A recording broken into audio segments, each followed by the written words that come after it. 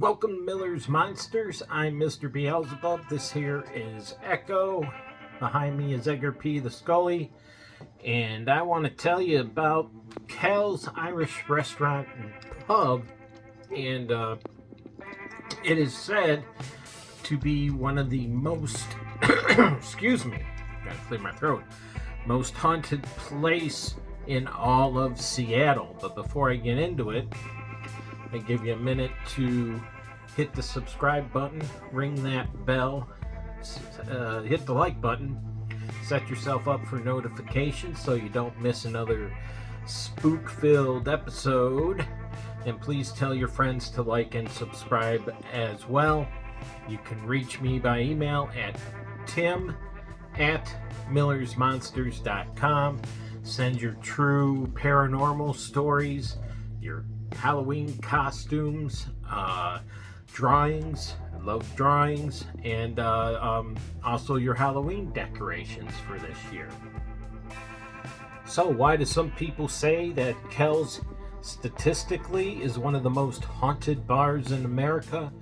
Well, you have to look at where the bar is housed, and it's housed in the Butterworth building in the front of the Butterworth building. And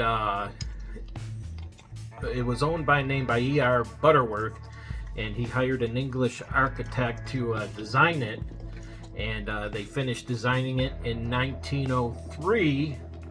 And when it was finished, they turned, well, it was Seattle's first mortuary for decades, and almost everybody who died in Seattle during that time passed through the walls and halls of Butterworth and Sons. So you can see there's a lot of history running through this building.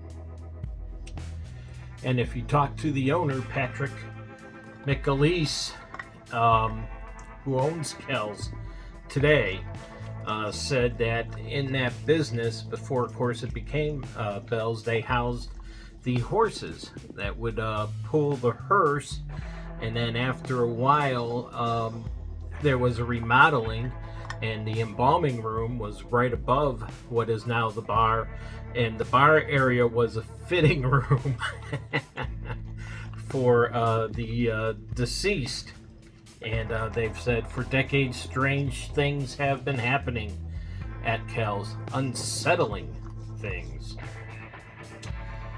McAleese, the owner himself, has said that he's had a lot of strange occurrences there. Out of the blue, the door just opened, and he spent a lot of time upstairs alone, and a lot of unexplainable things have happened. One ghost that is seen many times, they have given a name to. Please don't put your head on the mouse pad. And his name is Charlie. And there is a spot where there's a mirror, and this is the spot where it usually happens. Is people will look at their reflection in the mirror, and they'll see a middle-aged man in the mirror. He's usually wearing a derby hat, and he's usually seen in the top right corner of the mirror smiling. So if you go there and see this man, say hello to Charlie for me. And Charlie doesn't mind photobombing people as well. As one couple experienced, a gentleman was taking a picture of his wife in the mirror straight on, okay, and she was facing him, and when he looked back at the picture after he had taken it, there was a face profile right behind her head. And that's the first time that the owner said something's not right here, and I don't know why it took that long to say that something was not right there.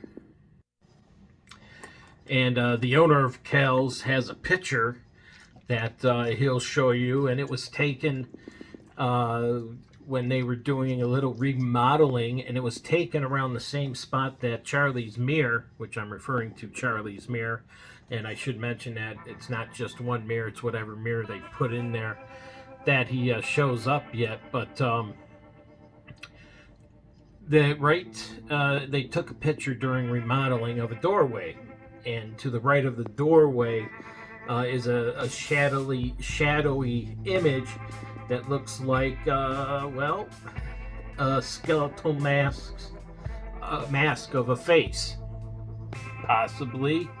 We'll post the picture up there. You can make your own judgment on that picture. Another experience they had at the bar was one night after closing, when there was only him and his father in the bar. They were in the restaurant side, and it's joined by a short hallway to the bar side, and they heard a loud, hey, not in front of the viewers, please. They heard a loud crash, and they went running to the crash, and they saw a large mirror on the ground that had broken, and there was a lit candle on the shelf, and they immediately went through the whole bar looking for somebody, and they searched for 20 minutes and could not find a thing. And also there is a little girl in a red dress that many people have reported sighting at the bar. And I don't know, he said himself, it's like that little girl works here. She shows up so often, and it's said that he is sweet, that she is, not he, she is sweet and playful. Hey, Ed, they want to see your face, thank you. And she is said to be shy, and but she always consistently has on that little red dress.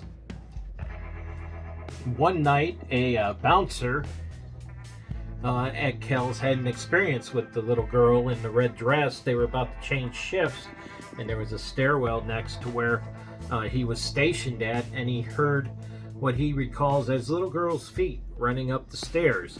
And so he looks, and he can only see the bottom of a red dress and the little girl's feet and white stockings.